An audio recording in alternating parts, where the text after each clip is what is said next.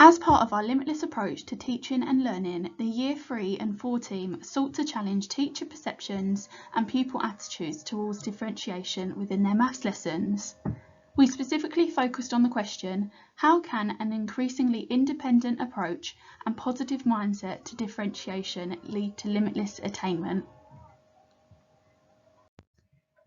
We used our current experiences and observations of everyday classroom practice alongside the current school development priority of enabling all children to learn and lead without barriers to generate our research question and focus on differentiation.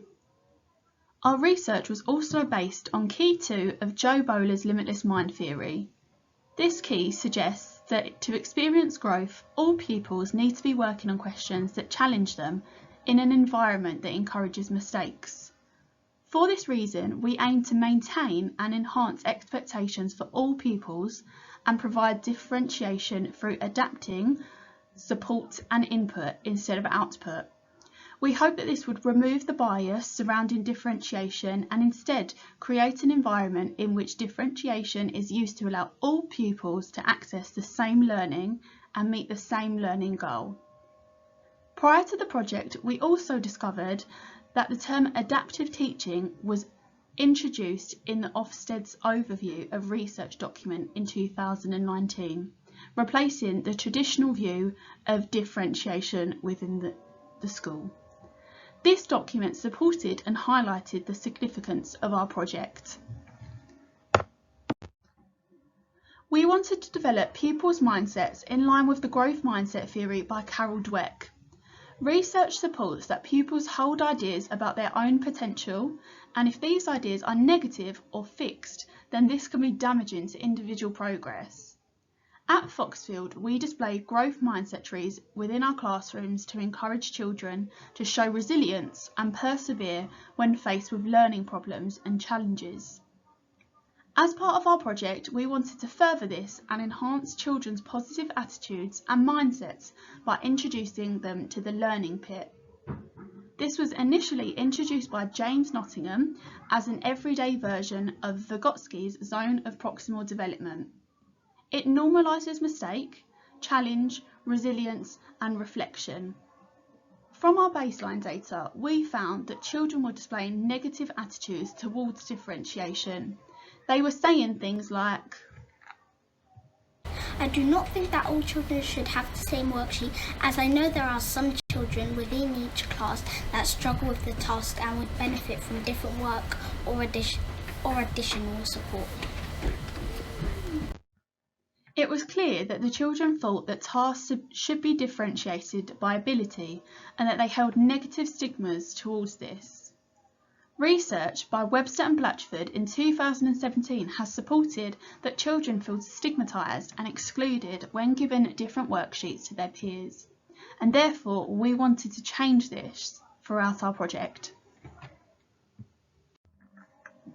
Teachers across the phase decided to remove differentiation by output and trial differentiation through input and support. We decided to trial the project within our maths learning journey across the summer term. We noticed that we were all given the same learning task, and instead teachers adapted their teaching to support all children. Questions were reframed if someone was finding the task challenging, and they were provided with a bank of visual resources and concrete aids. Teachers also broke down the content or steps into smaller chunks. They varied the levels of support within each lesson through creating focus groups, and they reduced unnecessary expositions. We also plan to include additional mini plenaries to assess where intervention during lesson time was necessary. Within the term, we were also introduced to the learning pit through a PSHE lesson. We thought about challenge and how struggle is necessary for learning to take place. We brainstormed times when we may have found ourselves at different stages of the pit and thoughts about what each stage might look like. We also discussed what we might be saying at each stage. We thought about how we could change our mindset and turn this into a positive learning experience.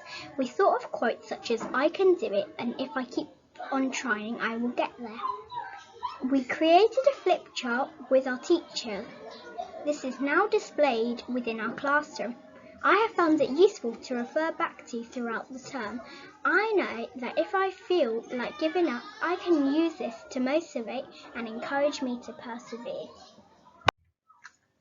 From our project, we found that with adaptations to teaching, all pupils were able to experience growth, to be challenged and achieve the same learning goal. Teacher expectations were enhanced and pupil attitudes towards differentiation were improved. Children of all abilities became more independent with their learning and they did not require as much adult intervention. The key takeaway from our project is that we should move away from the traditional idea of differentiation and start adapting our teaching to support all our learners' needs.